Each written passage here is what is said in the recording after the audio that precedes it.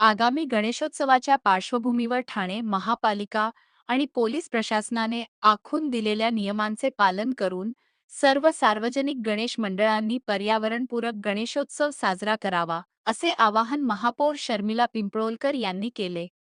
गणेशोत्सवापूर्वी शहरातील प्रमुख रस्त्यांवरील खड्डे बुजविण्यासह विसर्जन घाटांवर आवश्यक सुविधा उपलब्ध करून देण्याच्या सूचना त्यांनी संबंधित अधिकाऱ्यांना दिल्या. महापालिकेतील नरेंद्र बल्लाळ सभागृहात महापौरांच्या अध्यक्षतेखाली गणेशोत्सवाच्या तयारीबाबत बैठक घेण्यात आली. यावेळी महापालिका अधिकारी, पोलीस अधिकारी, MSEDCL, टॉरेंट पॉवर तसेच ठाणे जिल्हा गणेशोत्सव समन्वय संस्थेचे पदाधिकारी उपस्थित होते. पर्यावरणपूरक गणेशोत्सवाबाबत उच्च न्यायालय, केंद्रीय प्रदूषण नियंत्रण मंडळ आणि महाराष्ट्र प्रदूषण नियंत्रण मंडळाच्या मार्गदर्शक सूचनांची माहिती बैठकीत देण्यात आली. मंडप उभारणीसाठी ऑनलाईन परवानगी घेताना येणाऱ्या तांत्रिक अडचणी मंडळांच्या पदाधिकाऱ्यांनी मांडल्या. गृहनिर्माण संस्थांमधील गणेशोत्सवासाठीही ऑनलाईन परवानगीची सुविधा उपलब्ध करून देण्याची मागणी करण्यात आली. याबाबत आवश्यक कार्यवाही करण्याच्या सूचना महापौरांनी प्रशासनाला दिल्या. ठाणे महापालिका हद्दीत यंदा एकूण 132 विसर्जन स्थळे निश्चित करण्यात आली असून 23 ठिकाणी कृत्रिम तलाव उभारण्यात आले आहेत. 6 फूट उंचीपर्यंतच्या गणेश मूर्तींचे विसर्जन कृत्रिम तलावांमध्ये करण्याचे आवाहन करण्यात आले आहे. मोठ्या मूर्तींच्या विसर्जनासाठी आवश्यक ठिकाणी क्रेनची सुविधा उपलब्ध करण्याबाबतही उपाययोजना करण्यात येणार आहेत. दरम्यान गणेशोत्सवापूर्वी सर्व विसर्जन घाटांची स्वतः पाहणी करणार असल्याचे महापौरांनी सांगितले.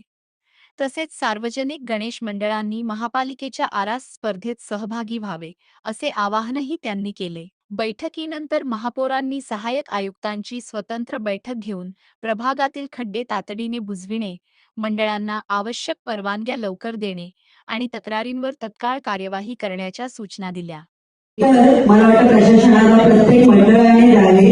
तिथल्या सहाय्यक आयुक्तांना सांगून आम्ही तुम्हाला ही सगळी सुरक्षा व्यवस्थित देण्याची नक्कीच नक्कीच करण्यात येईल ही खात्री आम्ही तुम्हाला देतो. दरवर्षी ज्या पद्धतीने ज्या समस्या उद्भवतात त्या उद्भवणार नाही याची खात्री प्रशासन आणि मी महापौर म्हणून तुम्हाला देते.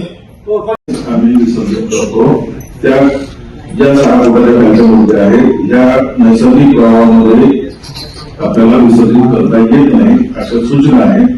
त्यामुळे त्या आम्ही कृत्रिम तलावामध्ये विसर्जित करतो आणि त्यामुळे एकत्रित जाऊन त्या शास्त्रशुद्ध पद्धतीने त्याचे आम्ही विसर्जन करतो. जसं ते आपण म्हटलं की ते एका मैदानामध्ये किंवा अजून काही चांगली पद्धत असेल तर त्या पद्धतीने पण करायला आहे मोठ्या प्रमाणात. सो मूर्तीकरणाची एक विशेष वेळ नंतर उदाहरण हे जर तुम्हाला स्टँडिंग असेल हे स्टँडिंग तुम्हाला प्रत्येक जो मूर्तीकार आहे जिथून मूर्ती विकत घेतल्या जातात इथे लांब अंतराळी आहे तशा सूचना तुम्हाला सहाय्यक आयुक्तांकडून पुढच्या आठवड्यामध्ये भेटली. त्याची बैठक आमची झाली की ते तुमच्याकडे कम्युनिकेशन येईल. त्यामुळे तुम्हाला तुमच्या वेळ फक्त स्टँडिंग लावा असेल आणि जे मूर्ती विकत घ्यायला येणार तुमच्याकडे ते त्यांच्या मूर्तीमध्ये ऍप करतील आणि मग जो तुमचा प्रश्न होतो की याचं काय